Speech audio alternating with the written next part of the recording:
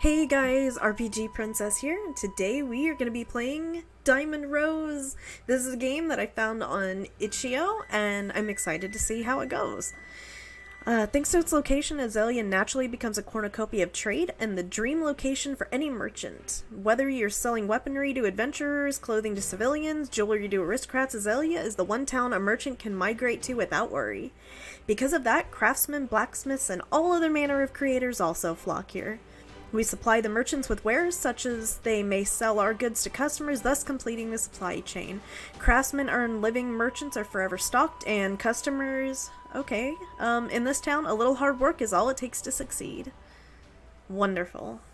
Such were the lies that dragged me to this godforsaken town. Ooh. Somebody seems a little salty. It's a nice place, though. Can't believe it, a whole month in this town. What do I have to show for it? I came to Azalea because I thought my skills would be put to good use. Instead, no merchant wants anything to do with me, and my regular customers are all worthless. Well, that's not a good attitude. Honestly, who goes directly to a craftsman when they need household goods?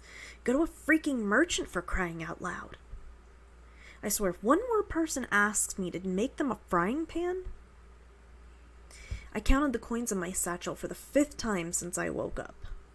A handful of bronze coins looked back at me, mocking the poor man whose rent they would fail to pay.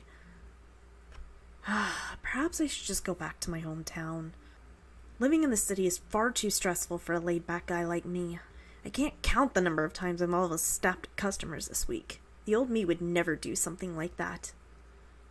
And if sales don't pick up soon, I may not have a choice.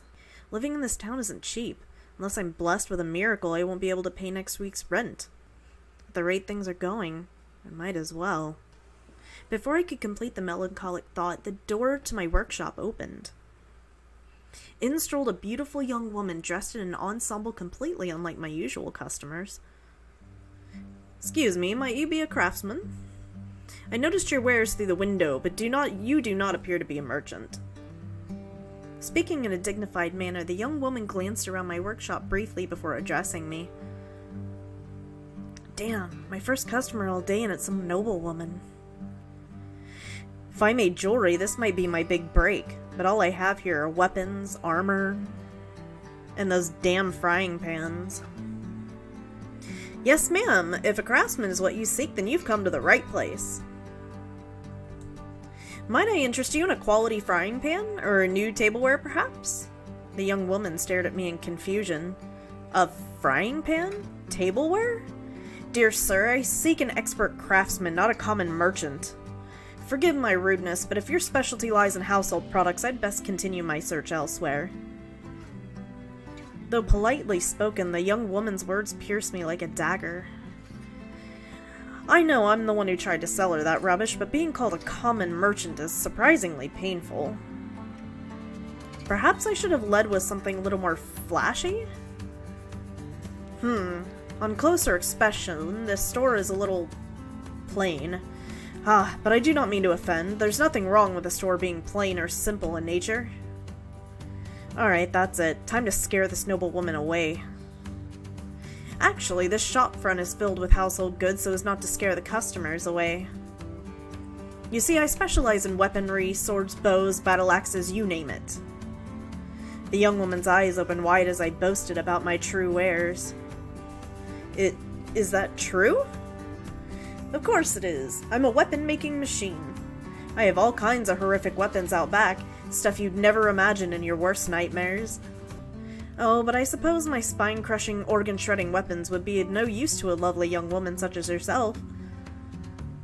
Perhaps you'd better show me. Huh? Oh, The young woman suddenly shouted, catching me off guard. When she realized how loudly she'd spoken, the woman faked a cough, then regained her composure. Forgive my outburst, kind craftsman. I allowed my excitement to get the best of me. If you wouldn't mind, would you please show me your spine-crushing, organ-shedding weapons? Seriously? I stared at the woman while wearing the same confused expression she had moments ago. It was at that moment I reassessed the young lady. I looked past her beautiful face and expensive clothing and allowed my eyes to wander. And what I found was a sword. Did I just try to sell a frying pan to a knight? I shook my head and refocused. Sure, I'd be happy to show you, Miss... Oh, how rude of me. I forgot to introduce myself. My name is Maya. I'm a swordswoman, and I come here on behalf of my guild. Maya bowed slightly as she spoke, exuding the same air of elegance one would expect from a noble. So that's it. She's in a guild, huh? This could be my lucky break.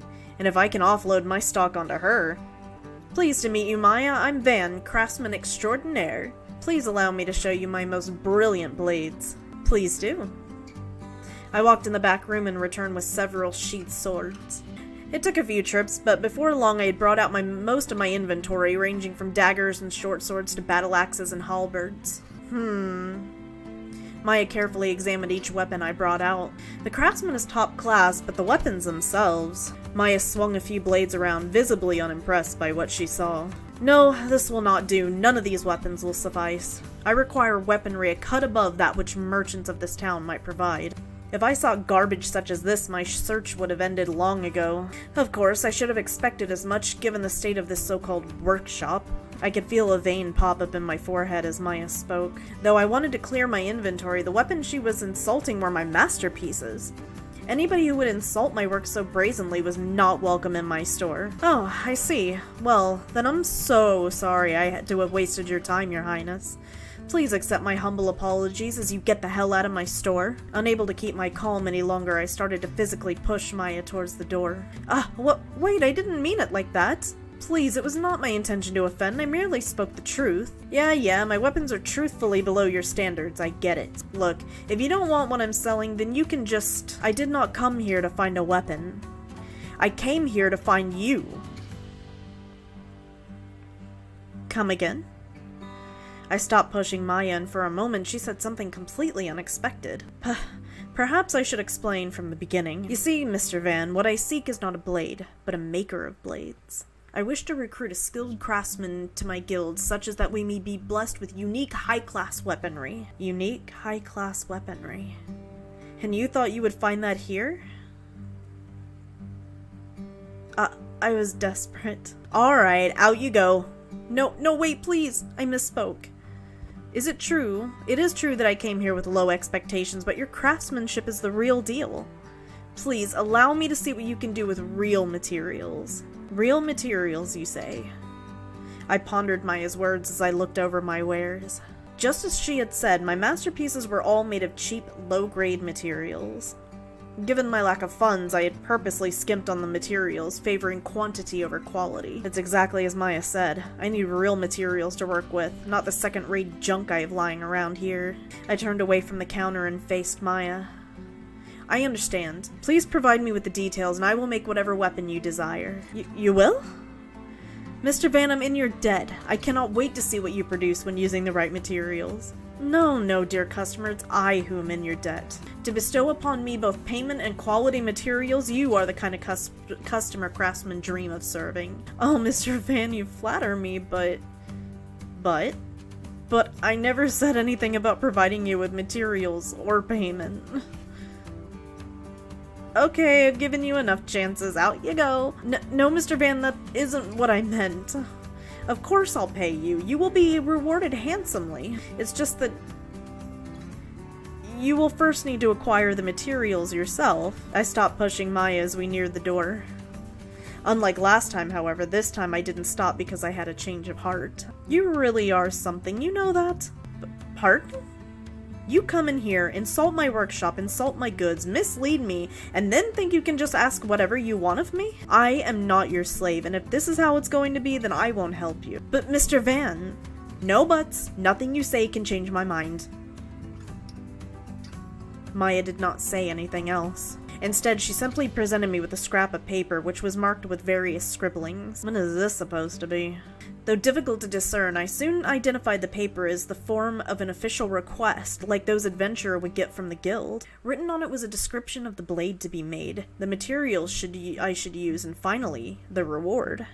If you choose to decline, I will not attempt to force you to reconsider. However, if this is within your capabilities... Maya stared at me in surprise, stopping mid-sentence. Mr. Van?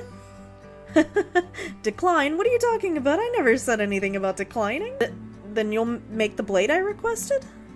Oh, I'll make the blade alright. I'll show you exactly what this common merchant in his plain workshop can do. And when I'm done, you'll pay me every single coin you promised and praise my newest masterpiece for what it is. I knew I should have skipped this store.